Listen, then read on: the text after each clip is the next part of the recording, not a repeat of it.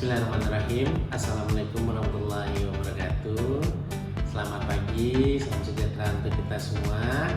Alhamdulillah, hari ini saya akan mempresentasikan tentang penelitian yang telah kami lakukan tentang judul pengembangan model explainable AI XAI berbasis SHAP untuk diagnosa dermatitis atopik pada bayi menggunakan citra kulit. Pada skema penelitian dasar fundamental. Kenalkan, nama saya Debbie Setiawan sebagai ketua peneliti, beranggotakan Ramalia Nuratama Putri dari Institut Bisnis dan Teknologi Pelita Indonesia, Sarah Harina dari Universitas Al-Quran, dan beberapa tim mahasiswa Anggraini, Cahaya Indra Asmara, Widya Febriani, dan Sri Hidayatul Fitra. Baik, saya akan menjelaskan terlebih dahulu tentang penelitian yang telah kami bersama lakukan. Dermatitis atopik adalah penyakit kulit koronis yang menyerang anak-anak secara global, termasuk bayi di Indonesia. Data Januari 2022 hingga Desember 2023 dari laporan 13 poliklinik dermatologi venerologi di rumah sakit di institusi pendidikan dokter spesialis tercatat sejumlah 243 atau setara dengan 6,9% kasus daripada DA atau dermatitis atopik. DA dapat berdampak jangka panjang terhadap kualitas hidup anak. Deteksi dini dan penanganan yang tepat sangat krusial. Namun pendekatan diagnosa secara tradisional masih mengandalkan observasi manual oleh tenaga medis yang rentan terhadap kesalahan subjektif dan keterbatasan akses, khususnya di daerah terpencil. Oleh karena itu, urgensi daripada penelitian ini dibutuhkanlah sebuah inovasi di dalam sistem diagnosa yang akurat, cepat, dan dapat dijelaskan secara medis. Penelitian ini tentu akan bertujuan untuk mengembangkan model diagnosa sistem otomatis dermatitis atopik pada bayi berbasis kecerdasan buatan dengan kombinasi metode YOLO, You Only Look Once, dan CNN Convolutional Neural Network untuk mendeteksi serta mengklasifikasikan lesi kulit dari citra. Model ini akan dilengkapi dengan Explainable AI atau XAI berbasis SHAP, Safely Adaptive Explanation, guna meningkatkan transparansi dan interpretabilitas hasil prediksi oleh tenaga kesehatan. Metode penelitian ini dilakukan selama 2 tahun, dimulai dengan tahap pengumpulan data citra kulit bayi, pelabelan oleh kebidanan, pelatihan, dan evaluasi model YOLO CNN. Tahun kedua difokuskan integrasi SHAP sebagai komponen XAI, pengujian model, serta pengembangan prototipe sistem diagnosa berbasis aplikasi. Hasil akhir dari penelitian ini berupa model diagnosa otomatis dermatitis atopik pada bayi berbasis kecerdasan buatan. Yang luaran penelitian berupa artikel ilmiah pada jurnal internasional bereputasi. Metode yang kita gunakan adalah mengumpulkan data secitra dermatitis, labeling data, kulit kering dan bersih pada tangan, kemudian ruang merah yang gatal pada tangan, peradangan di bagian lipatan tangan, dan proses pre-processing termasuk argumentasi normalisasi dan anotasi bounding box untuk YOLO, serta melatih model YOLO ke YOLO Filator. Bisa kita lihat seperti gambar.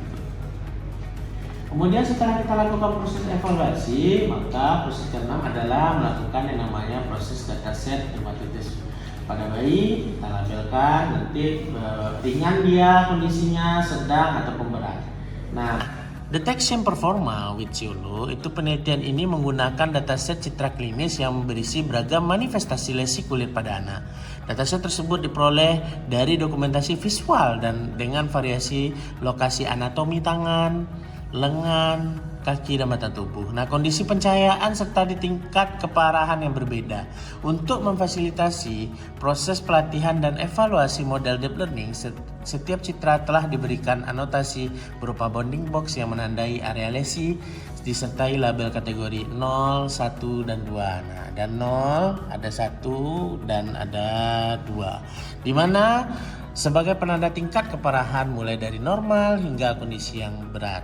Gambar memperlihatkan kumpulan citra klinis lesi kulit pada anak yang digunakan sebagai dataset penelitian. Setiap citra telah dianotasi dengan bounding box untuk menandai lokasi lesi dengan label kategori 0, 1, dan 2 yang menunjukkan tingkat keparahan mulai dari normal, ringan, dan berat. Nah, hal ini juga bisa kita lihat bahwa ini bisa dilihat dalam model grafik evaluasi, menunjukkan bahwa model deteksi lesi kulit memiliki performa yang sangat baik pada semua kelas kategori ringan, sedang, hingga berat. Bisa kita lihat seperti gambar di bawah ini. Nah, hal ini juga bisa kita lihat bahwa ada beberapa aspek nantinya yang bisa kita lihat. Yang pertama ada aspek evaluasi, hasil temuan utama, dan interpretasi. Di mana pada kelas kategori itu hasil temuan utamanya adalah ringan, sedang, dan berat. Sementara interpretasi model mampu mendeteksi semua kelas dengan performa tinggi.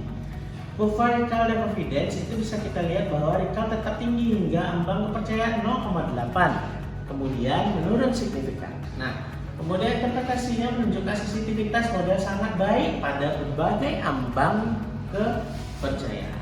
Kurva presisi recall itu MAP 0,5 sama dengan 0,991 dengan nilai presisinya hampir di titik sempurna. Model mencapai akurasi hampir sempurna untuk seluruh kelas. Nah, kurva presisi confidence, presisi konsistennya itu besar daripada 0,9 sehingga mendapatkan yang namanya pada kepercayaan yang sangat tinggi. Nah, prediksi dengan confidence tinggi sangat rendah. Kurva F1 confidence nilai F1 tertinggi 0,98 pada ambang 0,57. Terdapat keseimbangan optimal antara presisi dengan recall. Berdasarkan nilai akurasi umum, efisiensi, referensi, dan kesimpulan umum bahwa model YOLO sangat akurat, cepat, dan konsisten dalam deteksi lesi kulit. Cocok untuk penerapan klinis dan juga sistem pemantauan kesehatan otomatis. Nah, ini adalah model daripada classification performa with CNN. Untuk mengevaluasi kinerjanya kita bisa melihat klasifikasinya ringan, sedang, berat dengan nilai presisi 75, 100 hingga 88. Recallnya 160 dan 100, F1 skornya di angka 93% untuk yang berat, sedang 75% dan ringan 85%. Untuk nilai akurasinya itu kalau kita lihat dari F1 skor rata-rata di 85%, recallnya di angka 85% dan presisi dengan 88%. Hal ini menunjukkan bahwa analisis kurva akurasi digunakan untuk menilai sejauh mana model mampu mempelajari pola dari data latih dan mengeneralisasikannya pada data validasi. Sementara kurva loss menggambarkan kemampuan model dalam meminimalkan kesalahan prediksi seiring bertambahnya jumlah errors. Nah, ini adalah bisa kita lihat juga bahwa gambar hasil deteksi dan klasifikasi lesi kulit menggunakan model YOLO berbasis CNN.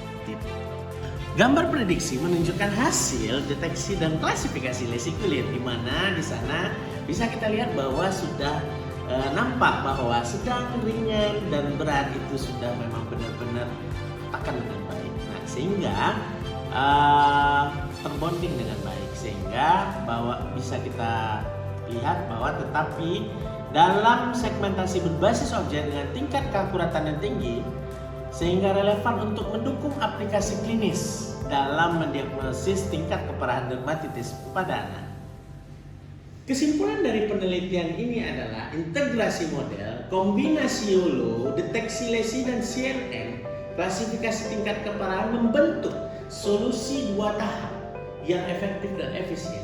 Kinerja model YOLO, MAP dengan 0,5 mencapai hingga 99%, F1 skor sebesar 98%, waktu inferensi rata-rata 16 milisecond per citra secara real time, mampu mendeteksi area peradangan secara presisi tinggi, dan kinerja model CNN akurasi rata-rata hingga 85%, makro F1 skor 85%, dan tentunya efektif mengklasifikasikan tingkat keparahan dermatitis atopik dengan ringan, sedang, dan berat.